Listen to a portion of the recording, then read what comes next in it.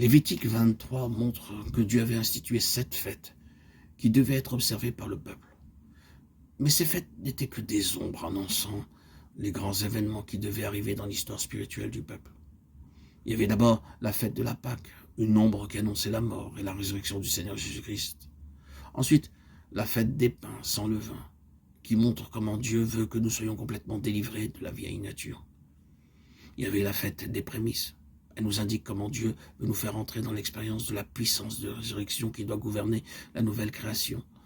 La fête de la Pentecôte, par laquelle toutes les nations, même païennes, devaient être unifiées. La fête des trompettes, montrant que la bonne nouvelle devait être annoncée à tous les peuples. Pendant ces 7 jours, les Israélites devaient chaque jour sonner des trompettes, montrant ainsi que Dieu voulait envoyer un jour ses serviteurs pour annoncer la bonne nouvelle aux pécheurs. Il y avait aussi la fête des expiations, par laquelle les Juifs devaient manifester leur repentance envers Dieu. Et enfin, la fête des tabernacles, une ombre qui présage le règne millénaire du Seigneur Jésus-Christ sur la terre. Ainsi donc, les croyants vraiment dévots venaient au moins 3 fois par an pour célébrer ces fêtes près de la maison de l'Éternel. Ils n'avaient pas le droit de pénétrer à l'intérieur du tabernacle, ils ne pouvaient que se tenir à la porte de ce tabernacle, et beaucoup d'entre eux amenaient avec eux des animaux pour les sacrifices qu'ils voulaient offrir. Il y avait 5 sortes de sacrifices qu'on pouvait offrir à Dieu. Les holocaustes, les sacrifices pour le péché, les sacrifices de culpabilité, les sacrifices d'action de grâce, les offrandes. Tous ces sacrifices nous parlent de la perfection du sacrifice unique du Seigneur, Jésus-Christ. Ces Israélites amenaient donc des sacrifices jusqu'à la porte du temple. Mais eux-mêmes ne pouvaient entrer à l'intérieur. Les Lévites, c'est-à-dire les prêtres, avaient eux seuls le privilège d'offrir à Dieu ces sacrifices en faveur du peuple.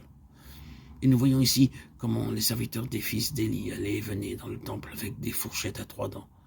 Et voici quelle était la manière d'agir de ces sacrificateurs à l'égard du peuple. Lorsque quelqu'un offrait un sacrifice, le serviteur du sacrificateur arrivait au moment où l'on faisait cuire la chair, tenant en la main une fourchette à 3 dents. Il piquait dans la chaudière, dans le chaudron, dans la marmite ou dans le pot. Et tout ce que la fourchette amenait, le sacrificateur le prenait pour lui.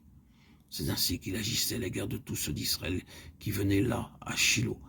Même avant qu'on fît brûler la graisse, le serviteur du sacrificateur arrivait et disait à celui qui offrait le sacrifice: « Donne pour le sacrificateur de la chair à rôtir, il ne recevra de toi point de chair cuite, c'est de la chair crue qu'il veut. » Et si l'homme lui disait: « Quand on aura brûlé la graisse, tu prendras ce qui te plaira », le serviteur répondait: « Non, tu donneras maintenant, si je prends de force. » 1 Samuel 2, 13, 16.